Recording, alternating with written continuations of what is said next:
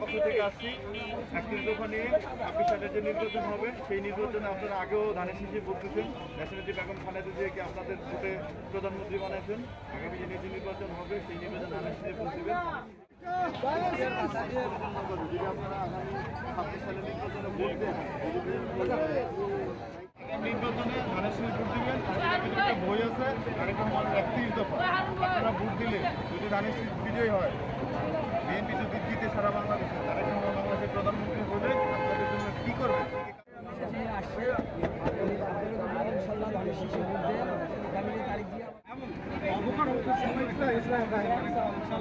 যদি আগামী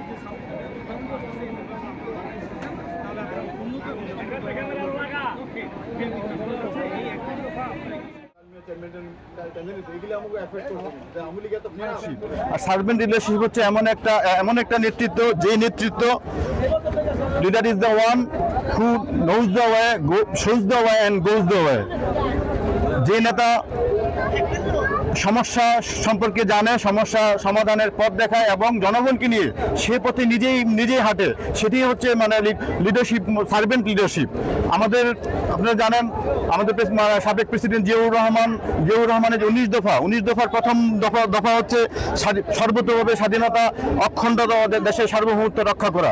আমাদের নেত্রী বেগম খালেদা জিয়ার কথা হচ্ছে বিদেশে আমাদের বন্ধু থাকবে, কোনো প্রভু থাকবে না।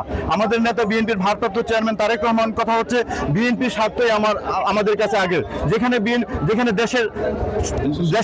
দেশের স্বার্থ সেখানেই বিএনপি, যেখানে দেশের সার্বভৌমত্ব স্বাধীনতা সেখানেই বিএনপি।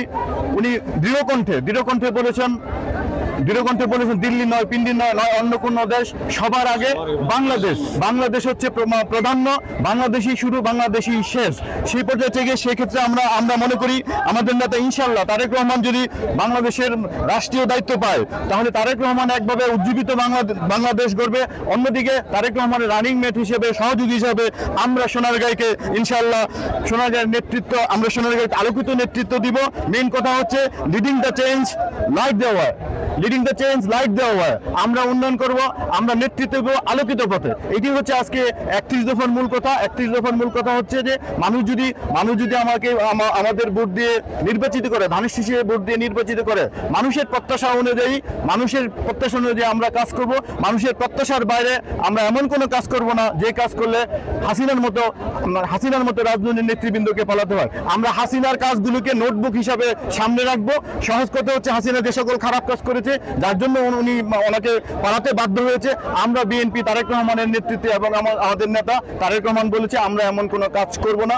আমরা সবসময় জনগণের সঙ্গে থাকবো, জনগণকে সঙ্গে রাখবো, জনগণকে ভালোবাসবো এবং জনগণের ভালোবাসায় আমরা থাকবো।